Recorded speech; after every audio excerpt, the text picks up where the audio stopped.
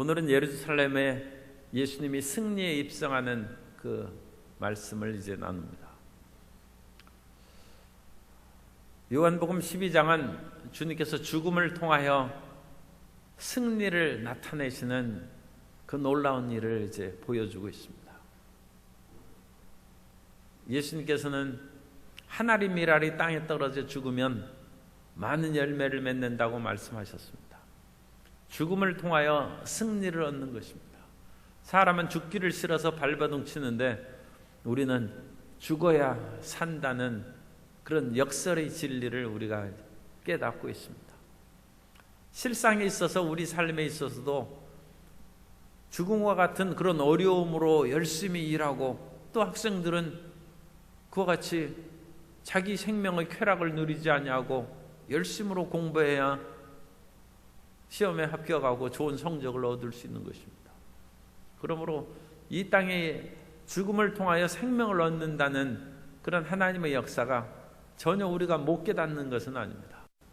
그러나 많은 경우에는 사람들은 일단 편한 것부터 취하자는 것이죠. 그러나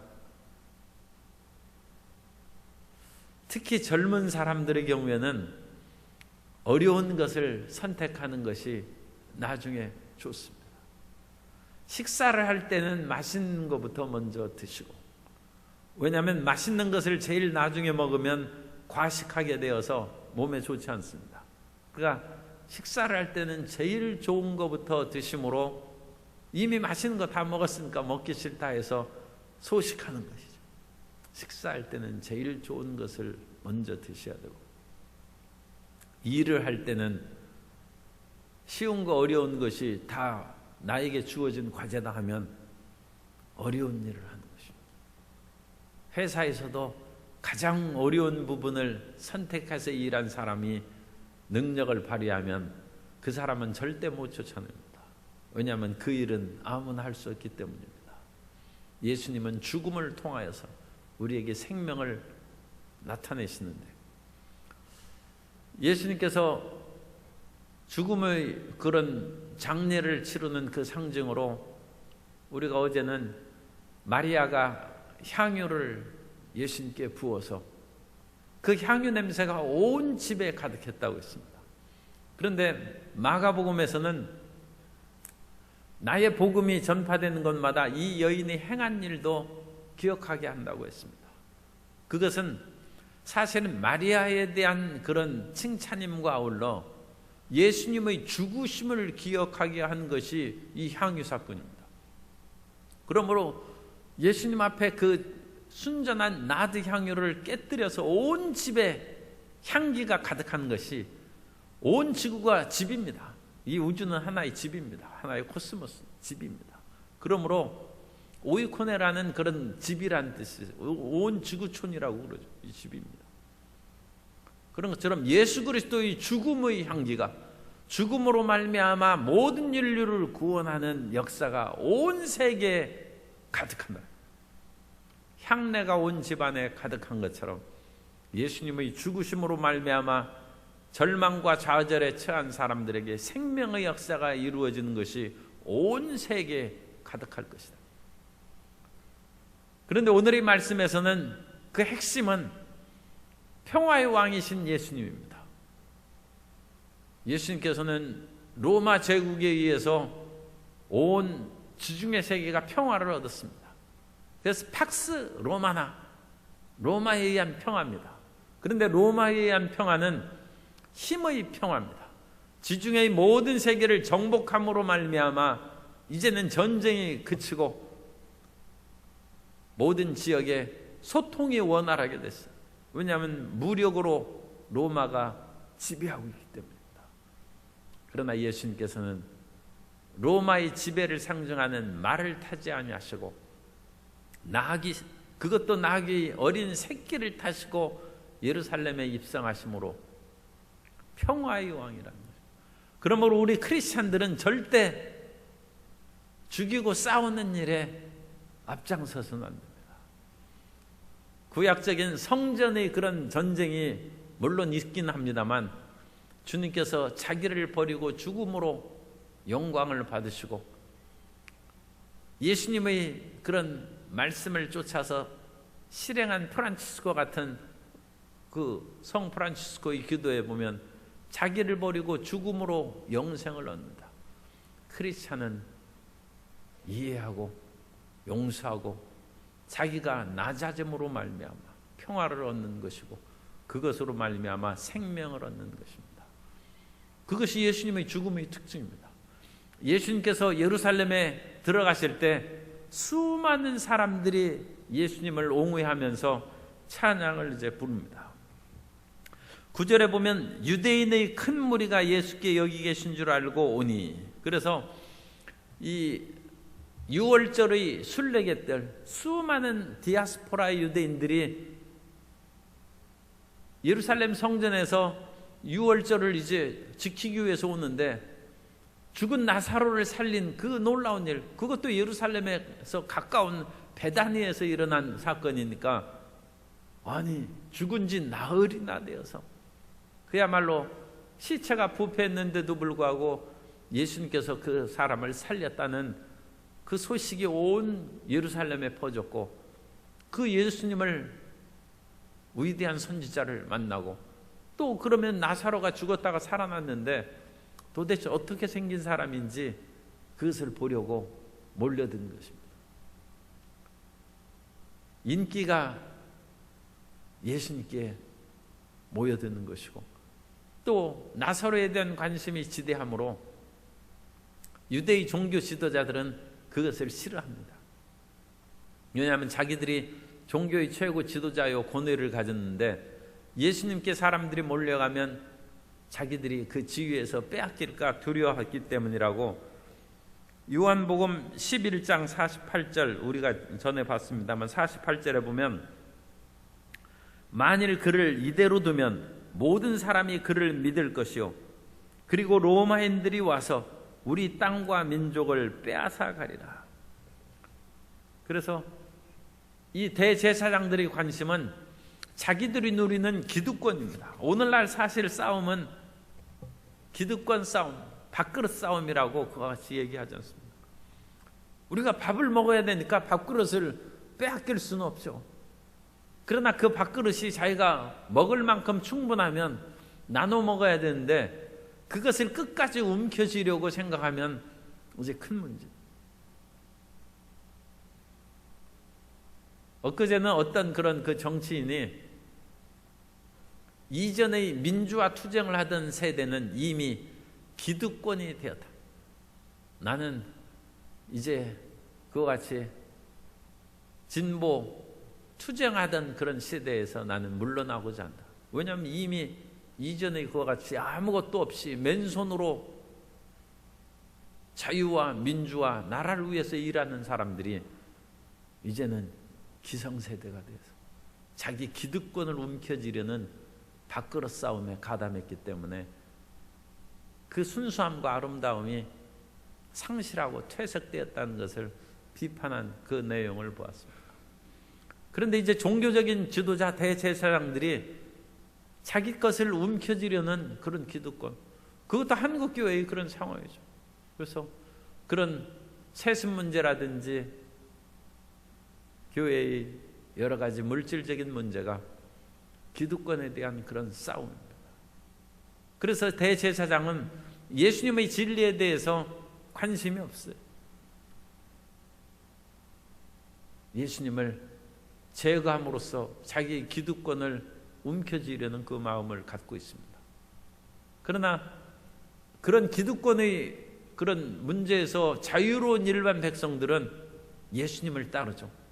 그래서 이 수많은 사람들이 12절에 보면 이튿날에 명절에 온 큰 무리가, 그래서 9절에서도 큰 무리가 나사로를 보고 찾아오고 그 표적을 통하여 예수님께 나올 수 있는 것이죠.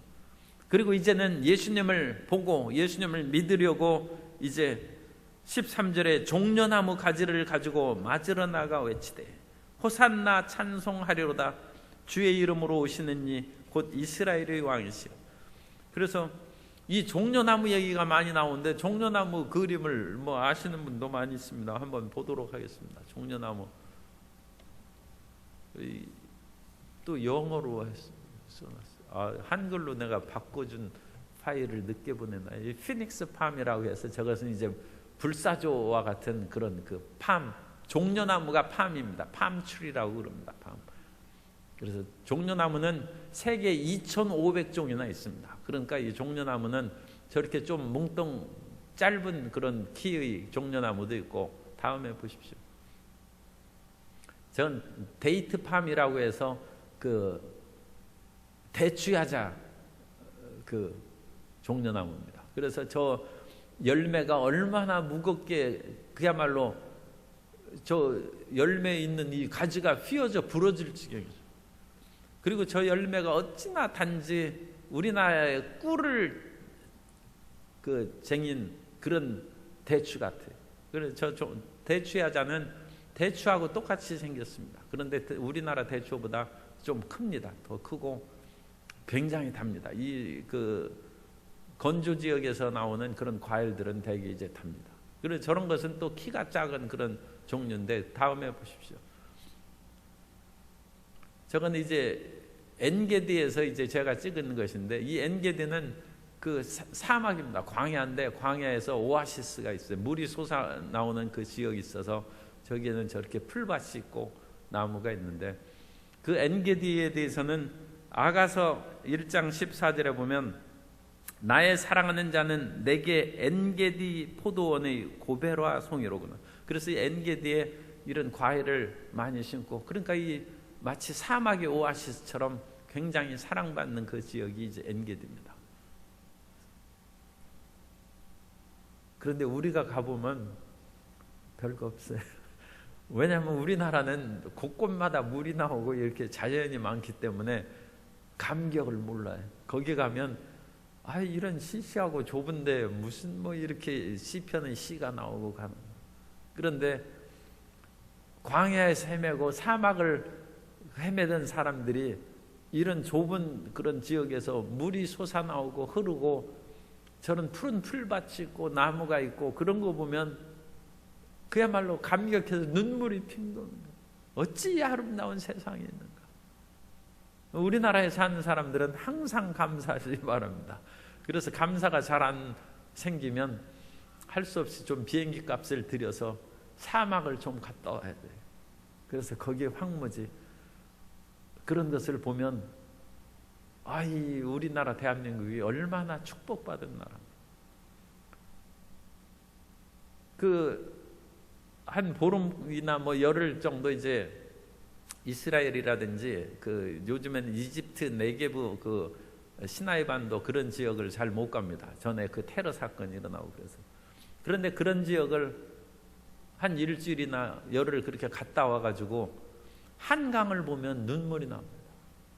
아니 이렇게 풍성한 강물이 있고 하나님께서 생명의 물을 주셨는데 이 나라가 축복받은 나라, 이 나라가 발전하지 않을 수 없다. 그 사막에서는 물 한 방울 한 방울이 떨어져서 그 떨어진 나무를 통해서 나무가 자랍니다. 그래서 물이 충분하게 우리가 뭐 호수에 물 뿌리고 그런 것은 어림도 없어요. 물이 이렇게 온 지역에 그 호수로 해서 사막의 모래바람에도 막히지 않는 그런 특수 그것을 만들었어요. 그래서 거기에서 물이 한 방울 한 방울 떨어집니다. 거기에서 나무 한 그루가 자라. 그런데 한강물을 보면 물이 얼마나 수량이 풍부하고 많은지 그 자원을 가지고 우리는 할 수 있다. 얼마든지 풍성하게 살 수 있다. 그래서 이 종려가지는 키 큰 것은 우리가 키가 닿지가 않습니다. 그러니까 그것은 종려가지를 따기가 어렵고 키가 작은 그런 종려나무는 그것을 떼서 약간 뾰족합니다. 그것을 이제 흔드는 거예요.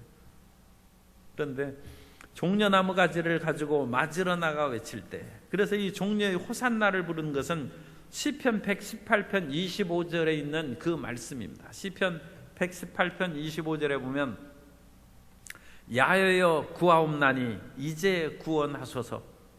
야여여 우리가 구하옵나니 이제 형통하게 하소서. 저 글자를 그대로 주세요. 그 야외여 구하옵나니, 이 구하옵나는 것은 간구합니다. 그래서 아나라는 히브리어를 쓰는데 오늘은 특별히 주님께서 좀 놀라시도록 우리가 히브리어로 얘기를 하겠습니다.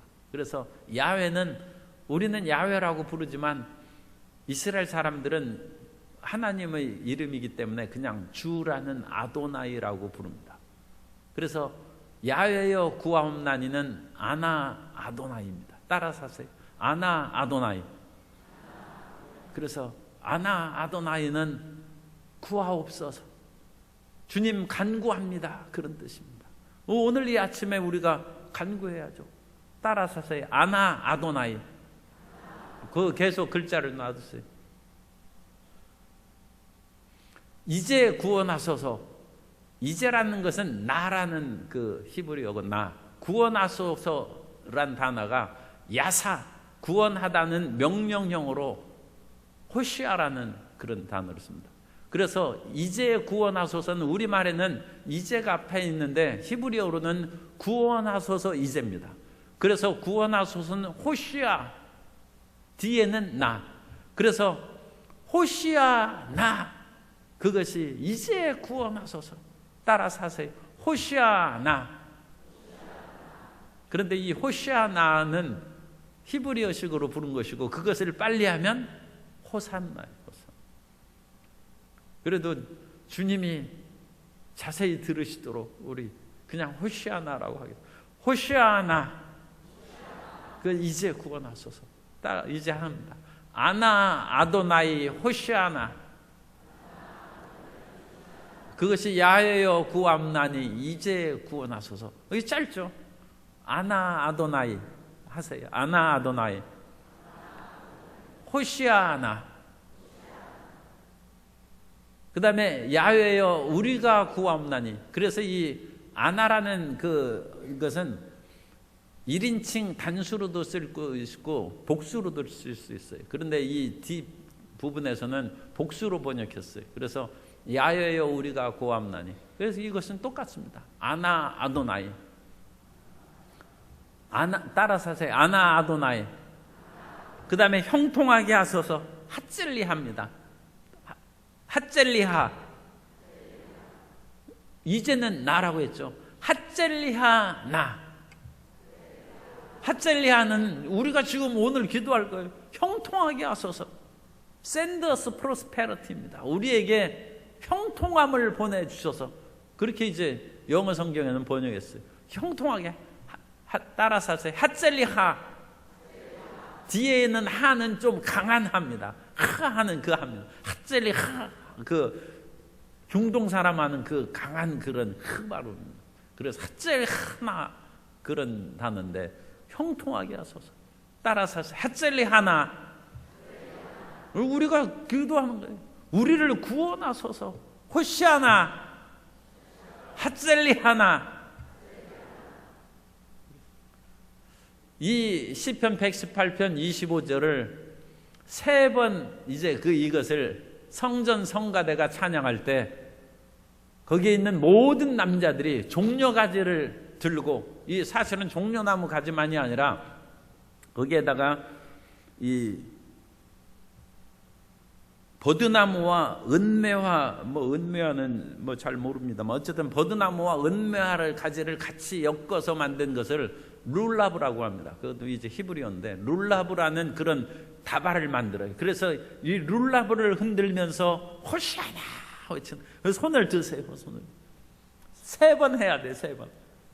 호시아나, 호시아나, 호시아나, 핫젤리 하나, 핫젤리 하나, 핫젤리 하나.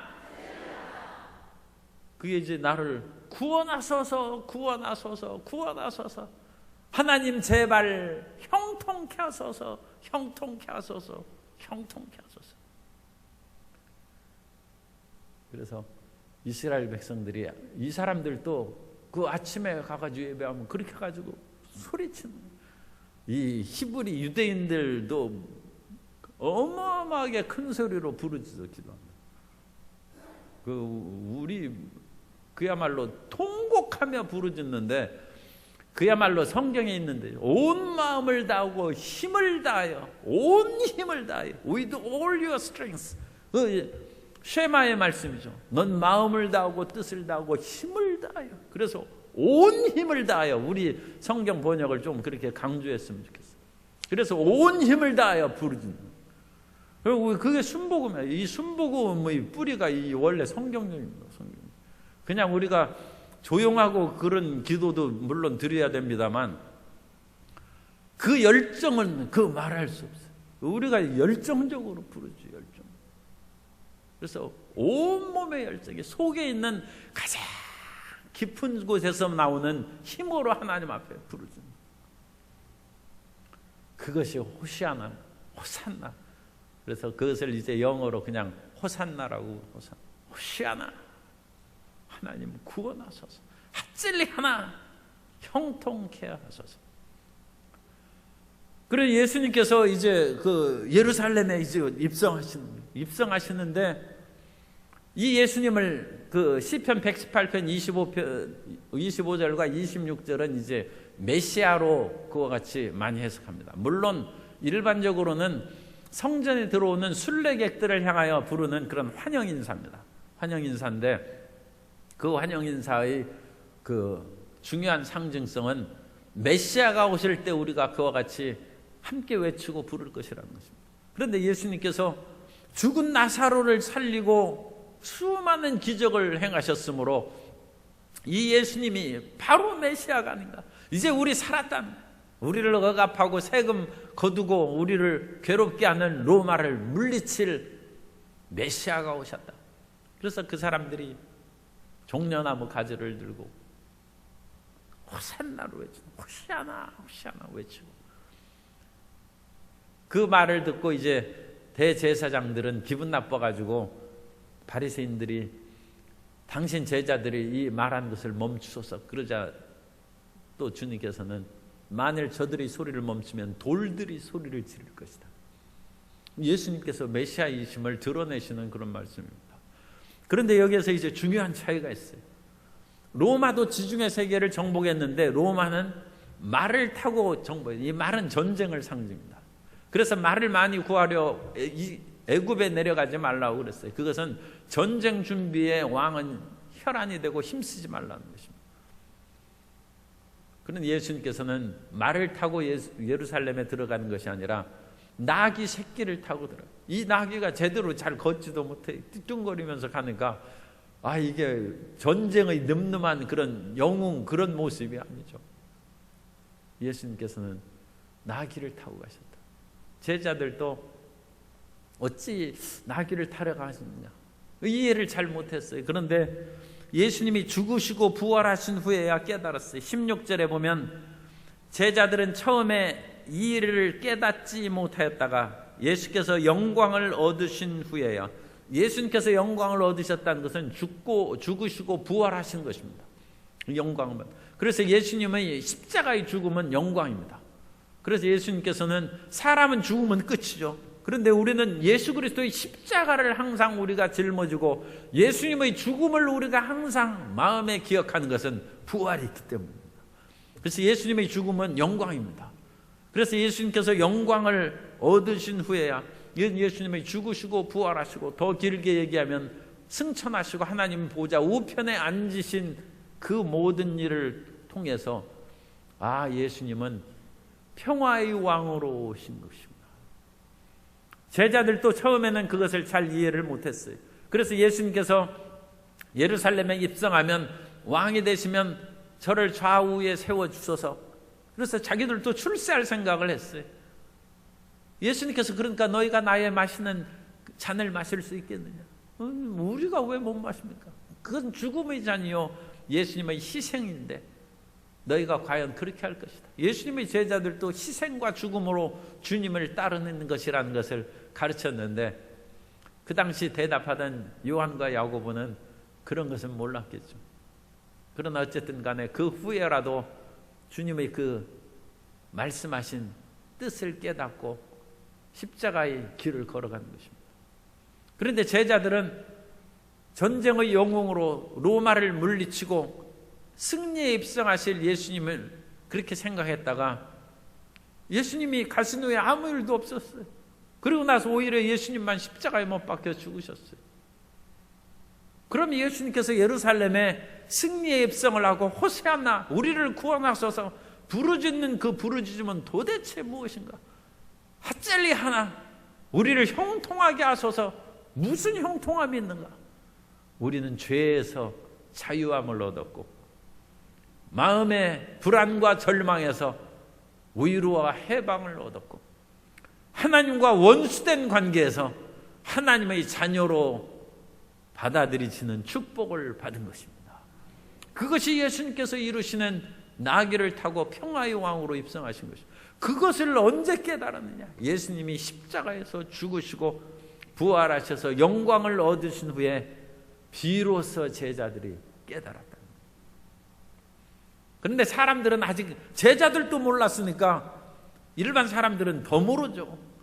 그런데도 수많은 무리들이 거기에서 예수님을 찬양하고 호산나를 부르고 또 수많은 사람들이 무리 가운데는 예수님께서 나사로의 그 살리신 때 거기에 왔던 그 사람들이 있었어요.